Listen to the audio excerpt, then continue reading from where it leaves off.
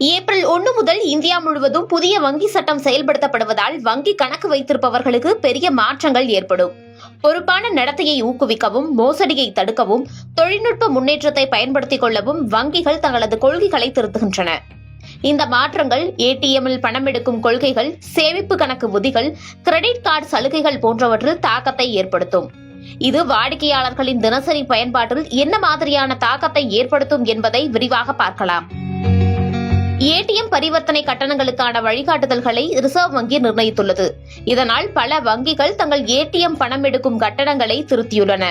ஒரு மாதத்தில் ஏடிஎம்மில் இலவசமாக கட்டணமின்றி பணம் எடுக்கும் எண்ணிக்கை குறைக்கப்பட்டுள்ளது. பிற வங்கிகளின் ஏடிஎம்களில் பணம் எடுக்கும் போது மாதத்திற்கு 3 முறை இலவசமாக எடுக்கலாம். அதன் பிறகு ஒவ்வொரு பரிவர்த்தனைக்கும் 20 ரூபாய் முதல் 25 ரூபாய் வரை கட்டணம் வசூலிக்கப்படும். அனைத்து சேமிப்பு கணக்கு வாடிக்கையாளர்களும் தங்கள் கணக்குகளில் பராமரிக்க வேண்டிய குறைந்தபட்ச சராசரி இருப்பு தொகை என்ற வரைமுறையை வைத்துள்ளது வங்கிகள். நிர்ணயிக்கப்பட்டதை விட குறைவாக இருக்கும் பட்சத்தில் அபராதமும் விதிக்கப்படும். இதுகுறித்து வங்கிகள் ஆலோசனையில் உள்ளதாகவும், மறுபரிசீலனை செய்யும் பட்சத்தில் வங்கிகள் இதுகுறித்து அறிவிக்கலாம் எனவும் எதிர்பார்க்கப்படுகிறது. இதனால் வைப்புத் தொகையில் ஏதேனும் மாற்றங்கள் நிகழலாம். வங்கிகள் அமைந்துள்ள இடத்தை பொறுத்து இது மாறுபடும். அதாவது மெட்ரோ, அர்பன், செமி அர்பன் அல்லது ரூரல் போன்ற பகுதிகளில் அமைந்துள்ள வங்கிகளை பொறுத்து இருப்பு வைத்திருக்கக்கூடிய தொகையும் மாறுபடலாம்.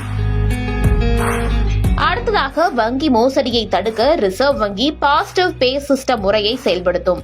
அதாவது 50,000 ரூபாய்க்கு மேல் காசோலைகளை வழங்கும் வாடிக்கையாளர்கள் பயனாளிகளுக்கு அவர்கள் வழங்கிய காசோலைகள் பற்றிய முக்கிய விவரங்களை மின்னணு முறையில் வங்கிக்கு வழங்க வேண்டும். அடுத்ததாக, டிஜிட்டல் தளங்களில் வங்கி சேவைகளை மேம்படுத்தும் வகையில் AI பயன்படுத்தப்படும். வாடிக்கையாளர்களுக்கு உதவ வங்கிகள் மேம்பட்ட ஆன்லைன் அம்சங்கள் மற்றும் AI சாட்பாட்களை அறிமுகப்படுத்துகின்றன. டிஜிட்டல் பரிவர்த்தனைகளை பாதுகாக்க 2 ஃபேக்டர் அத்தன்டிகேஷன் மற்றும் பயோமெட்ரிக் சரிபார்ப்பு போன்ற மேம்படுத்தப்பட்ட பாதுகாப்பு அம்சங்களை வலுப்படுத்தும்.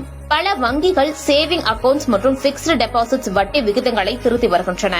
SBI, IDBI வங்கி, HDFC பேங்க், இந்தியன் வங்கி மற்றும் பஞ்சாப் அண்ட் சிந்து வங்கி போன்ற முன்னணி வங்கிகள் வட்டி விகிதங்களுடன் FD டென்யூரிலும் மாற்றத்தை அறிமுகம் செய்யும். ஏப்ரல் 1 முதல் முக்கிய வங்கிகள் கிரெடிட் கார்டு விதிகளை திருத்தி வருகின்றன. இது ரிவார்ட்ஸ் மற்றும் கட்டணங்கள் போன்ற பலவற்றை பாதிக்கும். SBI சிம்பிளி கிளிக் ஸ்விக்கி வெகுமதிகளை 5x ஆக பாதியாக குறைத்தும், ஏர் இண்டியா சிக்னேச்சர் புள்ளிகளை 30 10 குறைத்தும் அமல்படுத்தும். IDFC ஃபர்ஸ்ட் கிளப் விஸ்தாரா மைல்ஸ்டோனின் பயன்களை நிறுத்தும். அதோடு ஏப்ரல் 1 முதல் நீண்ட காலமாக பயன்படுத்தப்படாத UPI கணக்குகளுடன் இணைக்கப்பட்ட மொபைல் எண்கள் வங்கி பதிவுகளிலிருந்து நீக்கப்படும். உங்கள் தொலைபேசி எண் UPI செயலியுடன் இணைக்கப்பட்டு நீண்ட காலமாக பயன்படுத்தப்படாவிட்டால் வங்கிகள் அதை தங்கள் பதிவுகளிலிருந்து நீக்கிவிடும். மேலும் கணக்கிற்கான UPI சேவைகள் இடைநிறுத்தப்படும். மேலே குறிப்பிட்ட மாற்றங்கள் அனைத்தும் மக்களின் அன்றாட நிதி சார்ந்த பயன்பாடுகளில் தாக்கத்தை ஏற்படுத்துவதால் மக்கள் கவனத்தில் கொள்ள வேண்டியதும் அவசியமாக உள்ளது.